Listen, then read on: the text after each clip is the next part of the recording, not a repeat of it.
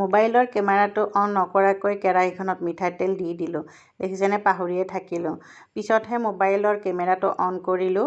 তেলখিনি গৰম হ'ল, তাত মই দি দিলোঁ এটা পিঁয়াজ কাটি আৰু অকণমান আছিলে মাছৰ পেটু, সেইখিনিও দি দিলোঁ।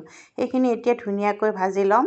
তাৰপিছত সৰু সৰুকৈ মিহিকৈ কাটি ৰখা তিতা কেৰেলাখিনি দি দিছোঁ। লগতে কিন্তু ৩-৪টামান কেঁচা জলকীয়া দি দিছোঁ, কাৰণ এই ভাজিখনত অকণমান জলকীয়া হ'লে খাই ভাল লাগে। জ্বলা নোখোৱাৰ বাবে বাৰু সেইটো বেলেগ কথা, কমকৈ দিলেই হ'ল।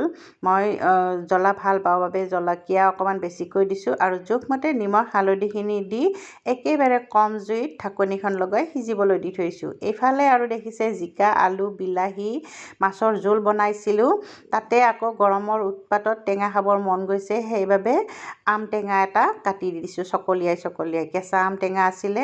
তাৰপিছত এই আঞ্জাখন হৈ গ'ল মোৰ, নমাই থলোঁ। নমাই থৈ সেইটো কেৰাহীতে আকৌ মিঠাতেল দি দিছোঁ আৰু এটা পিঁয়াজ কাটি দি দিছোঁ।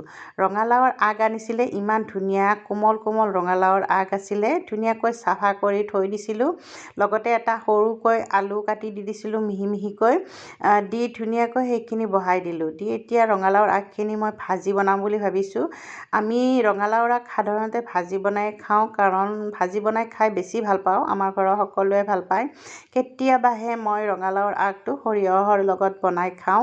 গতিকে ৰঙালাওৰ আগখিনিত জোখমতে নিমখ হালধিখিনি দি ঢাকনি লগাই আকৌ কম জুইত সিজিবলৈ দি থৈছোঁ।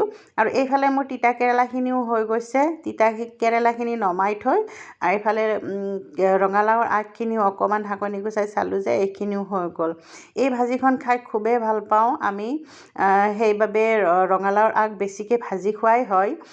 গতিকে আজি মই তিতা কেৰেলাৰ লগত মাছৰ পেটু ভাজিছিলোঁ, বৰ সোৱাদ হৈছিল খাবলৈ। আপোনালোকে বাৰু তিতা কেৰেলা এনেকৈ খাই পাইছেনে জনাবচোন মোক।